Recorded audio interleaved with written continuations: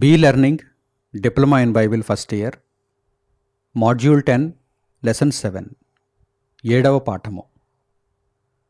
దైవ జ్ఞానములో గొప్పవారు ఎవరు?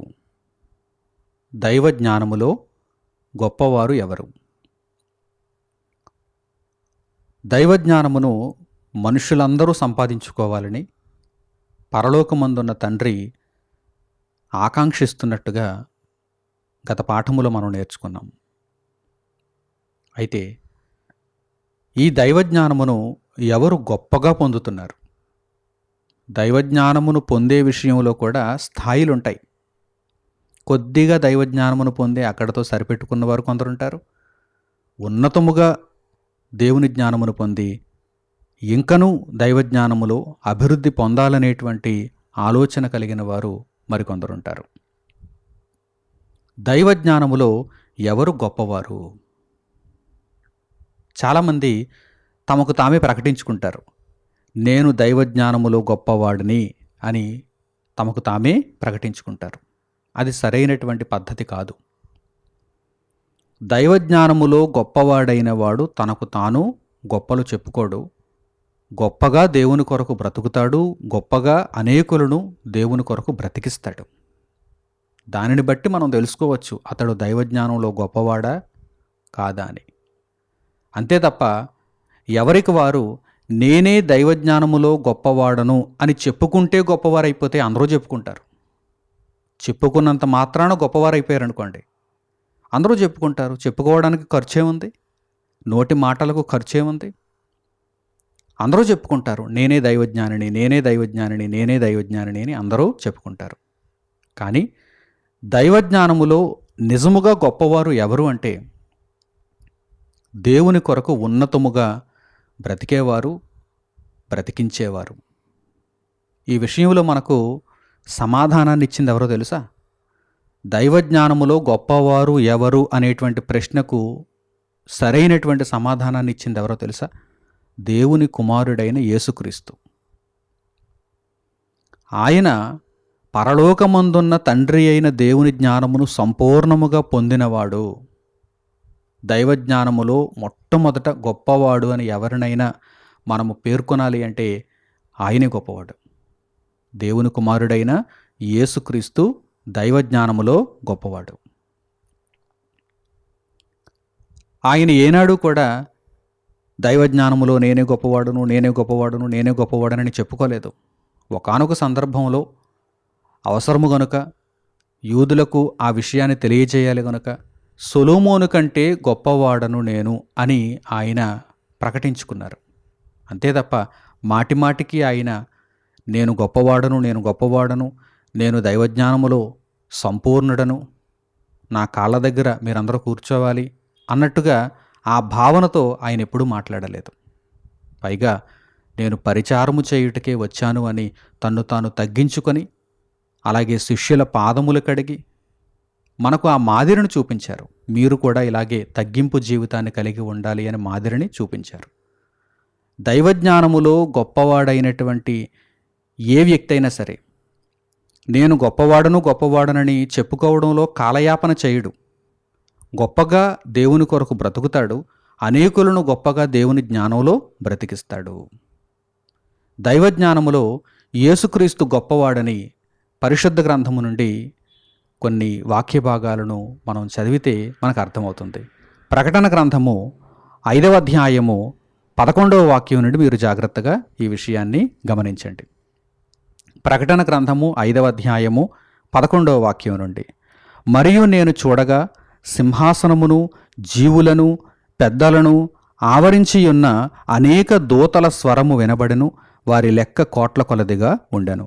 వారు వధింపబడిన గొర్రెపిల్ల శక్తియు, ఐశ్వర్యమును, జ్ఞానమును, బలమును, ఘనతయు, మహిమయు, స్తోత్రమును పొందనర్హుడని గొప్ప స్వరముతో చెప్పుచుండిరి.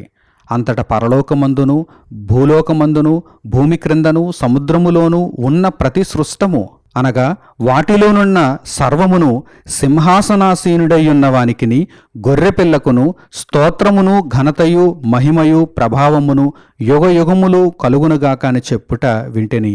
ఆ 4 జీవులు ఆమేన్ అని చెప్పగా ఆ పెద్దలు సాగిలపడి నమస్కారము చేసిరి. యేసుక్రీస్తు ప్రభువును దర్శనములో యోహాను గారికి దేవుడు చూపిస్తున్నాడు. ప్రభు అక్కడ ఏ పరిస్థితుల్లో ఉన్నారు? సంపూర్ణమైనటువంటి దేవుని జ్ఞానమును పొందిన పరిస్థితుల్లో ఉన్నారు. అందుచేతనే ఆయన చుట్టూ ఉన్నటువంటి కోట్ల కొలదిగా ఉన్న దేవదూతలు ఆయనను ఘనపరుస్తున్నారు, కీర్తిస్తున్నారు, కొనియాడుతున్నారు. యేసుక్రీస్తు ప్రభువు అక్కడ ఎలా పోల్చబడ్డారు? గొర్రెపిల్లతో పోల్చబడ్డారు. గొర్రెపిల్లతో పోల్చబడ్డారంటే మనం ఏమైనా అర్థం చేసుకోవాలన్నమాట. యేసుక్రీస్తు సర్వలోకము కొరకు ప్రాణమును అర్పించారు. ఆ తరువాత చెప్పబడినటువంటి సందర్భం ఇది. ఆయన గొర్రెపిల్లగా పోల్చబడ్డారంటే సర్వలోకము కొరకు ఆయన తన ప్రాణమును అర్పించారు. సర్వలోక పాప పరిహారార్థమై ఆయన ప్రాయశ్చిత్తమును జరిగించారు. ఆ తరువాత విజయమును పొందిన తరువాత, అప్పగింపబడిన పనిని నెరవేర్చిన తరువాత ఈ మాటలు చెప్పబడ్డాయి. అనగా దేవుని యొక్క జ్ఞానములో గొప్పవారు అనగానే దేవుని కొరకు దేనినైనా సాధించాలి, దేవుని చిత్తమును నెరవేర్చి చూపించాలి, ఉన్నతముగా దేవుని కొరకు నిలబడి అప్పుడు దేవునిలో, దేవుని జ్ఞానములో గొప్పవారము అని పిలిపింపబడాలి. అంతే తప్ప ఈరోజు చాలామంది ఏమనుకుంటున్నారంటే దేవుని జ్ఞానంలో గొప్పవారు అనగా ఏమిటనుకుంటున్నారంటే కొన్ని సంగతులకు సమాధానములు తెలిస్తే వారు దేవుని జ్ఞానంలో గొప్పవారు అని అనుకుంటున్నారు. వారికి వారే భ్రమపడుతున్నారు. ఆ విధంగా కొన్ని ప్రశ్నలకు సమాధానాలు తెలిసినంత మాత్రాన, పరిశుద్ధ గ్రంథంలో, ఆధ్యాత్మిక జీవితంలో కొన్ని ప్రశ్నలకు సమాధానాలు తెలిసినంత మాత్రాన వారు దైవజ్ఞానంలో గొప్పవారేం అయిపోరు. దైవజ్ఞానంలో గొప్పవారు కావాలి అంటే ఇదిగో యేసుక్రీస్తు ప్రభువును ఒక పోలికగా చూడండి, ఒక ఉదాహరణగా చూడండి, ఒక మాదిరిగా చూడండి. దేవుడు ఆయనకు అప్పగించిన ప్రతి పనిని పూర్తి చేసి చేయుటకు నీవు నాకు ఇచ్చినటువంటి సమస్త కార్యములను, సత్కార్యములన్నింటినీ ఇదిగో తండ్రి పూర్తి చేసేసాను, ఇప్పుడు నీవు నన్ను మహిమపరచు అని యేసుక్రీస్తు తండ్రికి ప్రార్థన చేస్తున్నటువంటి సందర్భాన్ని యోహాను సువార్త 17వ అధ్యాయంలో మనం చూస్తున్నప్పుడు దేవుడు అప్పగించిన ప్రతి పనిని యేసుక్రీస్తు ప్రభువారు నెరవేర్చిన తరువాత ఆయన దేవుని జ్ఞానములో గొప్పవాడని కీర్తింపబడ్డారు, కొనియాడబడ్డారు.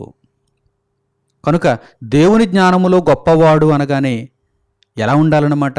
దేవుని కొరకు ఉన్నతముగా బ్రతికేవాడుగా ఉండాలి, అనేకులను దేవుని కొరకు రక్షించేవాడుగా ఉండాలి. అందులో ప్రథముడెవరు? యేసుక్రీస్తు ప్రభువు. యేసుక్రీస్తు ప్రభువు. సొలొమోను దేవునిని జ్ఞానమును కోరుకున్నాడు. దేవుడు భూమి మీద ఉన్నటువంటి మనుషులందరికంటే ఉన్నతమైనటువంటి జ్ఞానమును సొలొమోనుకు దయచేశాడని మనకు తెలుసు. అయితే సొలొమోను కంటే జ్ఞానములో గొప్పవాడు యేసుక్రీస్తు. సొలొమోను కంటే గొప్పవాడు. ఏ విధముగా? సొలొమోను మనుషులలో, అంటే మానవ మాతృలలో మనుషులకు ఉన్నటువంటి జ్ఞానపు స్థాయిని మించినటువంటి జ్ఞానమును పొందాడు. మనుషులతో పోల్చినప్పుడు మిక్కిలి ఉన్నతమైనటువంటి జ్ఞానాన్ని సొలొమోను పొందాడు. అందులో ఎటువంటి సందేహం లేదు. అయితే దేవుని కుమారుడైన యేసుక్రీస్తు సొలొమోను దగ్గర ఉన్నటువంటి జ్ఞానమును మించిన జ్ఞానమును కలిగినవాడు, మానవాతీతమైనటువంటి జ్ఞానమును కలిగినవాడు యేసుక్రీస్తు ప్రభువు. అందుచేతనే ఆయన దేవుని యొక్క ఇష్టమును సంపూర్ణముగా నెరవేర్చారు. దేవుని కొరకు తన ప్రాణమును అర్పించారు. లోకములో మనుష్యులను, తన నామమందు విశ్వాసం ఉంచిన వారిని దేవుని కొరకు ఆయన సంఘముగా ఏర్పరుస్తున్నారు, రక్షిస్తున్నారు, వారిని పరలోకము కొరకు సిద్ధం చేస్తున్నారు. నా ప్రియులైన సహోదరి సహోదరులారా, దేవుని జ్ఞానములో గొప్పవారు ఎవరు అనగానే మొట్టమొదట యేసుక్రీస్తు ప్రభువే, ఆ తర్వాతే సొలొమోనైనా, ఆ తర్వాతే ఎవరైనా. పరిశుద్ధ గ్రంథం నుండి ఈ వాక్య భాగాన్ని ఇప్పుడు మీరు గమనించండి. లూకాసు వార్త 11వ అధ్యాయము 31వ వాక్యం.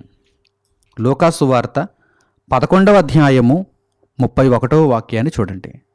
దక్షిణ దేశపు రాణి విమర్శకాలమున ఈ తరము వారితో కూడా లేచి వారి మీద నేరస్థాపన చేయును. ఆమె సొలొమోను జ్ఞానము వినుటకు భూమి అంతముల నుండి వచ్చెను. ఇదిగో సొలొమోను కంటే గొప్పవాడిక్కడ ఉన్నాడు. ఈరోజు యేసుక్రీస్తు ప్రభువులో ఉన్నటువంటి దేవుని శక్తి, దేవుని జ్ఞానము లోకానికి ప్రకటింపబడుతోంది. యేసుక్రీస్తు ప్రభువు శరీరధారిగా ఉన్నప్పుడు కూడా ఆయన నోరారా లోకమునకు ప్రభువు యొక్క జ్ఞానమును, ఉన్నతమైనటువంటి సంగతులను, సొలొమోనును మించినటువంటి జ్ఞానమును ప్రకటించారు. మరి యేసుక్రీస్తు ప్రభువు ప్రకటించినటువంటి దేవుని జ్ఞానమును అంగీకరించిన వారు ఎంతమంది ఉన్నారు? చాలా తక్కువ మంది ఉన్నారు. ఆయనను వెంబడించినటువంటి శిష్యులు కొద్దిమంది. మిగిలిన వారందరూ అనేకులుగా యేసుక్రీస్తు ప్రభువులో ఉన్న దేవుని జ్ఞానాన్ని నిరాకరించారు, అంగీకరించలేదు. దానిని బట్టి ఆయన ఆశ్చర్యపడుతూ ఏమంటున్నారు? ఒకనాడు సొలొమోను యొక్క జ్ఞానమును వినటానికి దక్షిణ దేశపు రాణి, షేబదేశపు రాణి భూమి అంతముల నుండి వచ్చింది, దూర ప్రాంతాల నుండి వచ్చింది. సొలొమోను జ్ఞానాన్ని విన్నది. విన్న తరువాత ఆశ్చర్యపోయింది. నీ గురించి నేను విన్నటువంటి సంగతులలో అతి అద్భుతమైనటువంటి జ్ఞానమును నీవు కనుపరుస్తున్నావు. నిన్ను గూర్చి నేను పూర్తిగా అయితే వినలేదు. ఇక్కడ నేను కల్లారా చూచుచున్నది చాలా ఎక్కువ. విస్తారమైనటువంటి జ్ఞానాన్ని దేవుడు నీకు అనుగ్రహించాడు. నీ దగ్గర ఉన్నటువంటి పనివారే చాలా భాగ్యవంతులు అని షేబదేశపు రాణి ఆశ్చర్యపోతూ సొలొమోనును కొనియాడింది. అదే షేబదేశపు రాణి ఇదిగో ఈ తరము వారి మీద నేరస్థాపన చేస్తుంది, నేరాన్ని మోపుతుంది. ఏ విషయంలో?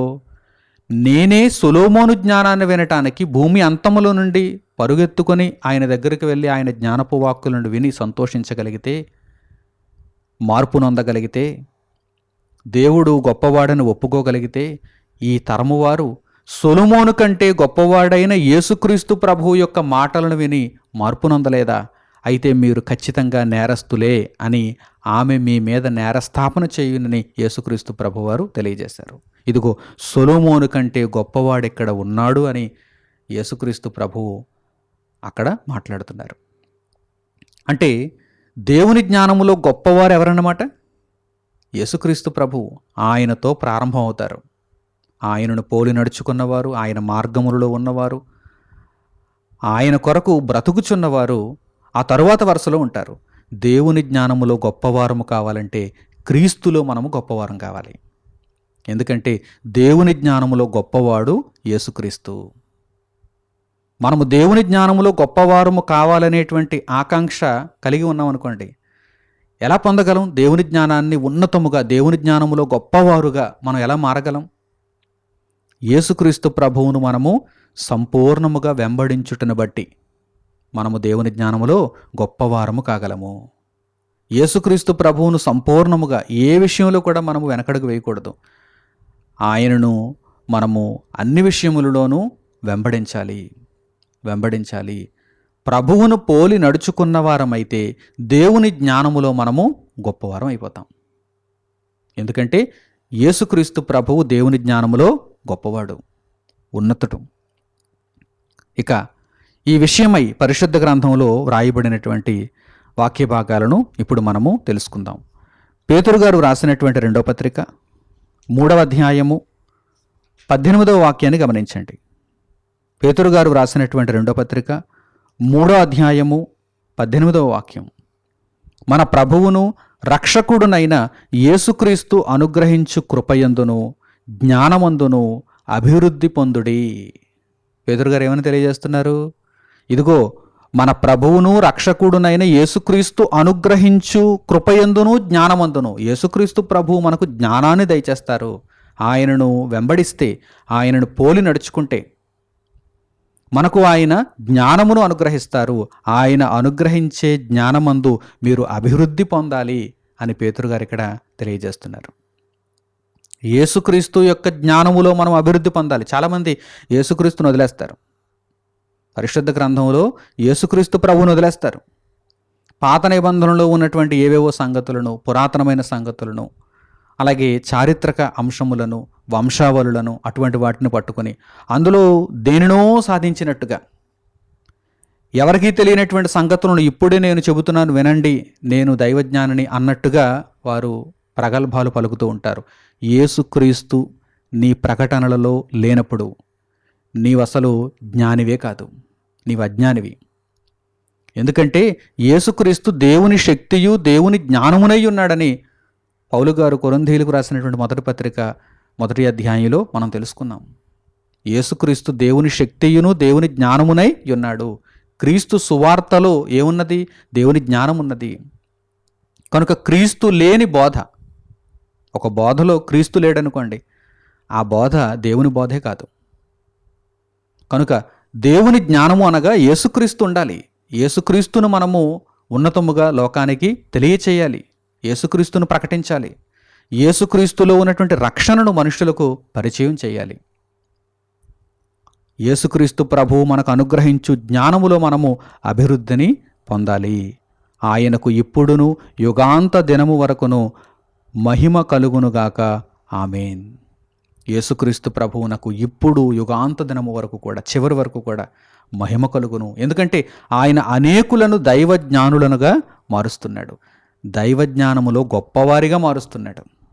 యేసుక్రీస్తు ప్రభువును మనము ఎంత ప్రేమిస్తే, అనగా ఆయన అడుగు జాడలలో మనము ఎంత ఎక్కువగా నడుచుకుంటే అంత జ్ఞానమును మనం పొందుతాం. ప్రభువునకు మరుగైనదేంటి? ప్రభువు లేకుండా ఉన్నటువంటి జ్ఞానం ఏమిటి చెప్పండి? కనుక ప్రభువులో మనము అతుకబడి వేరుపారి, ఆయన ఒక ద్రాక్షావల్లిగా ఉన్నప్పుడు ఆ ద్రాక్షావల్లిలో తీగలుగా మనము ఉండగలిగితే, ఆయనలో ఉండి మనము ఫలించగలిగితే చక్కగా దేవుని జ్ఞానములో మనము గొప్పవారము కాగలుగుతాము. దేవుని జ్ఞానములో గొప్పవారం అవ్వాలంటే యేసుక్రీస్తు ప్రభువును మనము పరిపూర్ణముగా గ్రహించాలి, చక్కగా తెలుసుకోవాలి, ఆయనను మనము అనుసరించాలి, ఆయనను మనము ప్రకటించాలి. అలాగే పౌలు గారు ఎఫెసీయులకు రాసినటువంటి పత్రిక 4వ అధ్యాయము 11వ వాక్యం నుండి చూడండి. పౌలు గారు ఎఫెసీయులకు రాసిన పత్రిక 4వ అధ్యాయము 11వ వాక్యం నుండి, మనమందరము విశ్వాస విషయములోను దేవుని కుమారుని గూర్చిన జ్ఞానము విషయములోను ఏకత్వము పొంది, మనమందరం కూడా, ఇందులో ఎటువంటి తారతమ్యం లేదు, పురుషుడని స్త్రీ అని భేదము లేదు, యూదుడని గ్రీసు దేశస్థుడని తారతమ్యం లేదు, దాసుడని స్వతంత్రుడని తేడా లేదు. మీలో ప్రతి ఒక్కరూ కూడా, మీరు ఏ స్థాయిలో ఉన్నా కానీ, మీరు ఎవరైనా కానీ, సంఘములో ఉన్న ప్రతి ఒక్కరూ మనమందరము విశ్వాస విషయములోను దేవుని కుమారుని గూర్చిన జ్ఞాన విషయములోను, అనగా యేసుక్రీస్తు ప్రభువును గూర్చినటువంటి జ్ఞాన విషయములోను ఏకత్వము పొందాలి. అంటే ఒకే పద్ధతిలో, ఒకే త్రోవలో, ఒకే ఆలోచనలో, ఒకే బోధలో మనం నిలబడాలి. మనము ఏకత్వమును పొందాలి. సంపూర్ణ పురుషుల మగు వరకు, సంపూర్ణ పురుషులు అవ్వడం అంటే అర్థం ఏంటి? క్రీస్తు జ్ఞానాన్ని పరిపూర్ణముగా గ్రహించడం, అరకొర కాదు, కొద్ది కొద్దిగా కాదు, ఉండి లేనట్టుగా కాదు, సంపూర్ణ పురుషులుగా. అంటే ప్రతి సంగతిని క్రీస్తును గూర్చి మనము వివేచించగలిగిన వారముగా ఉండాలి, నేర్చుకున్న వారముగా ఉండాలి, నేర్పించడానికి సిద్ధమైనటువంటి వారముగా ఉండాలి. యేసుక్రీస్తు ప్రభువులో మనము ఏకత్వమును పొంది ఆయనను గూర్చినటువంటి జ్ఞానము విషయంలో మనము సంపూర్ణులమగు వరకు, అనగా క్రీస్తునకు కలిగిన సంపూర్ణతకు సమానమైన సంపూర్ణత కలవారమగు వరకు. నిజంగా అది ఎంత గొప్ప ధన్యత చెప్పండి. యేసుక్రీస్తు ప్రభువునకు కలిగినటువంటి సంపూర్ణతకు సమానమైనటువంటి సంపూర్ణత మనకు కలిగేటంత వరకు కూడా ఆయన ఎలా నియమించెను? సంఘములో ఉండి దేవుని జ్ఞానాన్ని నేర్చుకొని దేవుని కొరకు బ్రతుకుచు అనేకులను మీరు బ్రతికింపచేయాలి, క్రీస్తులో మీరు గొప్పవారు కావాలి అని నియమించెను. తర్వాత చూడండి, పరిశుద్ధులు సంపూర్ణులగునట్లు క్రీస్తు శరీరము క్షేమాభివృద్ధి చెందుటకును పరిచర్య ధర్మము జరుగుటకును ఆయన కొందరిని అపొస్తలులను గాను, కొందరిని ప్రవక్తలను గాను, కొందరిని సువార్తికులను గాను, కొందరిని కాపరులను గాను, ఉపదేశకులను గాను నియమించెను. దేవుడు వివిధమైనటువంటి పనులను సంఘంలో ఉన్నటువంటి వారికి అప్పగించాడు. ఈ పనులన్నిటినీ మీరు జరిగిస్తూ సత్కార్యములను పూర్తి చేస్తూ అనేక మందిని క్రీస్తు కొరకు మీరు నిలబెట్టాలి. క్రీస్తు జ్ఞానములో అనేక మందిని మీరు సంపూర్ణులనుగా చేయాలి. ఆ తర్వాత చూడండి, అందువలన దేవుని యొక్క ఆకాంక్ష ఈ విధంగా ఉండడాన్ని బట్టి, అందువలన మనమిక మీదట పసిపిల్లలమయ్యుండి మనుష్యుల మాయోపాయముల చేత వంచనతోనూ తప్పు మార్గమునకు లాగు కుయుక్తితోనూ గాలికి కొట్టుకొని పోవునట్లు కల్పింపబడిన ప్రతి ఉపదేశమునకు ఇటు అటు కొట్టుకొని పోవచ్చు అలల చేత ఎగురగొట్టబడిన వారమైనట్లుండక. పసిపిల్లలు అనుకోండి, అంటే దేవుని జ్ఞానము విషయంలో ఏమీ రావనుకోండి, ఏ ప్రశ్నకు సమాధానం తెలియదు, ఎటువంటి జ్ఞానమును నేర్చుకోలేదు, క్రీస్తును గురించినటువంటి అవగాహన సరిగ్గా లేదనుకోండి, అట్టి వారిని మోసగించడం మోసగాళ్లకు చాలా తేలికైనటువంటి పని. ఇట్టేవారు క్రీస్తులో నుండి వేరైపోతారు. ఇట్టే ఒక తప్పుడు మాటకు వారు అవునా అనుకుని, ఇది నిజమా అనుకుని క్రీస్తు నుండి వేరైపోతారు. కనుక అది చాలా ప్రమాదకరమైనటువంటి పరిస్థితి. ఎవరైతే దేవుని కుమారుని గూర్చిన జ్ఞానము విషయంలో ఏకత్వాన్ని పొంది సంపూర్ణతను సాధిస్తారో అటువంటి వారిని కదపమనండి చూద్దాం. క్రీస్తులో నుండి వేరు చేయమనండి చూద్దాం. జరగని పని. కనుక మీలో ప్రతి ఒక్కరూ కూడా రక్షణను సుస్థిరం చేసుకోవాలనుకుంటే క్రీస్తును గూర్చిన జ్ఞానమును ఉన్నతముగా పొందినవారుగా ఉండాలి. అప్పుడు మిమ్మును దేవుని యొక్క మార్గములో నుండి తప్పించటం ఎవరి తరం కాదు. తర్వాత ప్రేమ కలిగి సత్యము చెప్పుచు క్రీస్తు వలె ఉండుటకు మనం అన్ని విషయములలో ఎదుగుదము. దేవుని కుమారుని గూర్చినటువంటి జ్ఞానము విషయంలో మనం ఏకత్వాన్ని పొంది క్రీస్తునకు కలిగినటువంటి సంపూర్ణతకు సమానమైనటువంటి సంపూర్ణతను మనం సాధించుకోగలిగితే, ప్రేమ కలిగి సత్యము చెప్పుచు క్రీస్తు వలె ఉండటానికి మనం అన్ని విషయాలలో కూడా ఎదుగుతాము. క్రీస్తు వలె ఉండుటకు ఇది తండ్రి అయిన దేవుని కోరికండి. తన కుమారుడైన యేసుక్రీస్తు శరీరధారిగా ఈ భూమి మీద మనుషుల మధ్య ఎలాగైతే జీవించాడో ఆయనను అనుసరించేవారందరూ కూడా ఆయన వలె జీవించాలని తండ్రి కోరుకుంటున్నాడు. యేసుక్రీస్తునందు తండ్రి బహుగా ఆనందించాడు. ఇదిగో ఈయన నా ప్రియ కుమారుడు, ఈయన యందు నేను ఆనందించుచున్నాను, ఈయన మాట వినండి అని దేవుడు చెప్పాడు కదా. కనుక ఆయన వలె మనము బ్రతికితే మన యందు కూడా తండ్రి అయిన దేవుడు ఆనందిస్తాడు, సంతోషిస్తాడు.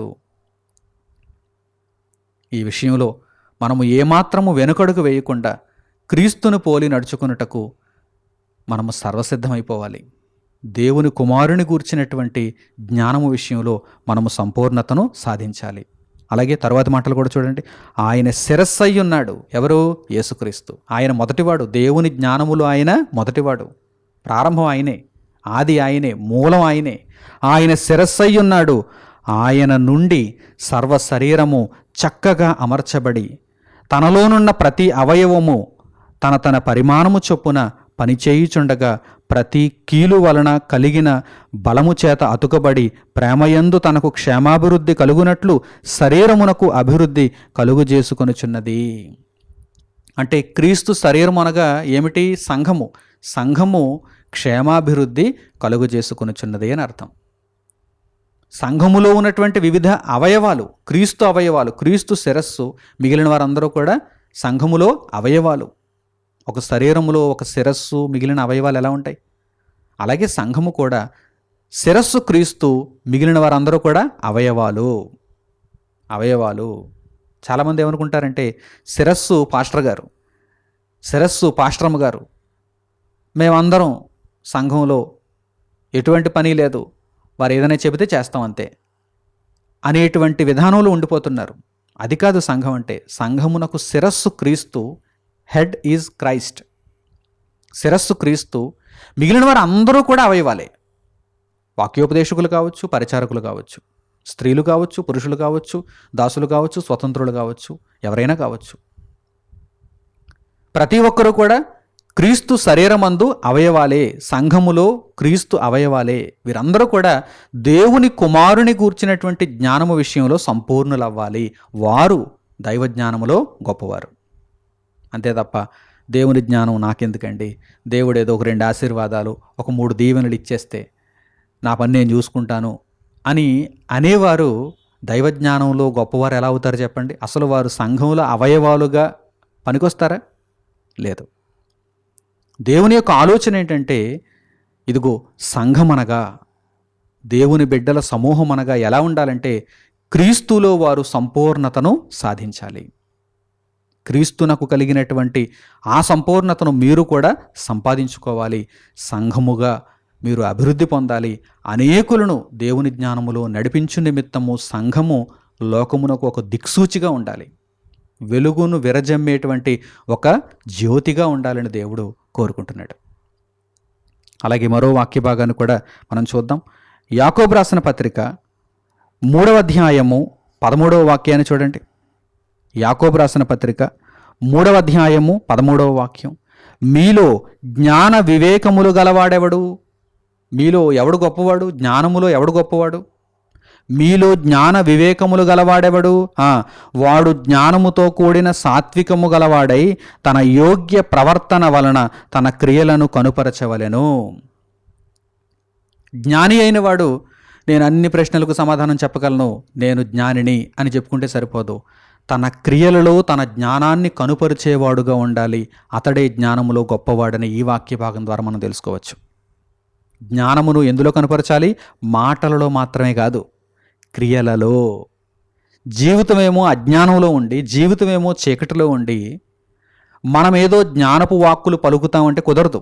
వారు జ్ఞానంలో గొప్పవారు కాలేరు. జ్ఞానములో ఎవరు గొప్పవారు? తమ క్రియలలో తాము పొందిన జ్ఞానమును అగుపరిచేవారు జ్ఞానములో గొప్పవారు. దైవజ్ఞానములో గొప్పవారు ఎవరు? దైవజ్ఞానములో ఎవరు గొప్పవారు? చూడండి, తమ క్రియలలో దైవజ్ఞానమును అగుపరిచేవారు, కనుపరిచేవారు, వారు గొప్పవారు. కనుక దేవుని జ్ఞానమును మనము మన జీవితంలో పాటించి అనేకులకు ప్రకటిస్తూ ఉండాలి.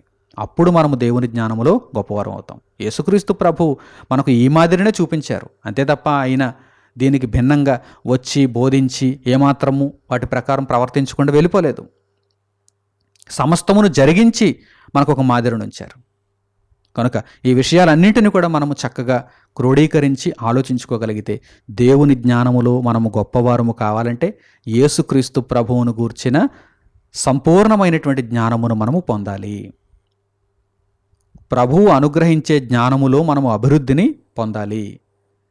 దేవుని జ్ఞానములో మనము గొప్పవారము కావాలంటే క్రీస్తు శిరస్సుగా ఉన్నటువంటి సంఘములో ఒక మంచి అవయవముగా పనిచేయాలి. క్రియలలో దైవజ్ఞానాన్ని మనము చూపించాలి అనేటువంటి విషయాలను జ్ఞాపకంలో ఉంచుకోవాలి. కనుక ప్రియులారా, వీటన్నింటినీ కూడా మీ సాధనలో మీరు చూపిస్తూ ఏమాత్రము మరిచిపోయేవారు కాకుండా దేవుని కొరకు ఉన్నతంగా బ్రతికేవారుగా, క్రీస్తును గూర్చినటువంటి జ్ఞానములో సంపూర్ణుల మొగుటకు సాగిపోయేవారుగా మీరందరూ ఉండాలని హృదయపూర్వకంగా కోరుకుంటూ ఇంతటితో ఈ పాఠ్యాంశమును నేను ముగిస్తున్నాను. మన తండ్రి అయిన దేవుని ప్రేమ, మన రక్షకుడైన యేసుక్రీస్తు వారి కృప, పరిశుద్ధాత్ముని అన్యోన్య సహవాసము మనందరికీ సదాకాలము తోడై మనలను నడిపించునుగాక. ఆమేన్. తండ్రి అయిన దేవునికి ప్రార్థనలో ఏకీభవించండి. పరలోకమందున్న మా కన్న తండ్రి, మీ జ్ఞానములో మేము గొప్పవారము కావాలి అంటే అది ఏ విధంగా సాధ్యపడుతుందో మాకు వివరించారు. మీ కుమారుడైన యేసుక్రీస్తు ప్రభువు దైవజ్ఞానములో అగ్రగణ్యుడు. ఆయనను మించిన వారు లేరు. ఆయన నుండి మేము మీ జ్ఞానమును పొంది ఆయన వలె సంపూర్ణతను సాధించుకోగలుగుటకు మా పరిధిలో మీరు దయచేయబోయే మహాజ్ఞానమును ఉన్నతముగా పొందగలుగుటకు మమ్మను దీవించండి తండ్రి. అందుకు తగినటువంటి ప్రవర్తనను మేము కనుపరిచేలా మాకు సహాయమును అనుగ్రహించండి నాయన. కేవలము మీ జ్ఞానమును ప్రకటించుట మాత్రమే కాకుండా మా క్రియలలో మీ జ్ఞానమును మేము చూపించేవారముగా ఉండగలుగుటకు, మీ జ్ఞానమును తండ్రి మా జీవిత కాలమంతయు వెంబడించగలిగే వారముగా ఉండగలుగుటకు మాకు సహాయమును దయచేయండి. ఈ విషయములన్నింటిలో మీ బిడ్డలు తగు నిర్ణయములు తీసుకొని మీ జ్ఞానములో వారు సంపూర్ణులుగా మారి సంఘములుగా లోకమునకు వెలుగును విరజిమ్మేవారుగా ఉండగలుగుటకు తండ్రి మీ కృపను వారి ఎడల అనుగ్రహించమని కోరుకుంటూ మా ప్రార్థనా మనవులన్నింటినీ మా ప్రభువును మా రక్షకుడునైన యేసుక్రీస్తు వారి పేరిట మిమ్మల్ని వేడుకొనుచున్నాము తండ్రి. ఆమేన్. అందరికీ వందనములు. సెలవు.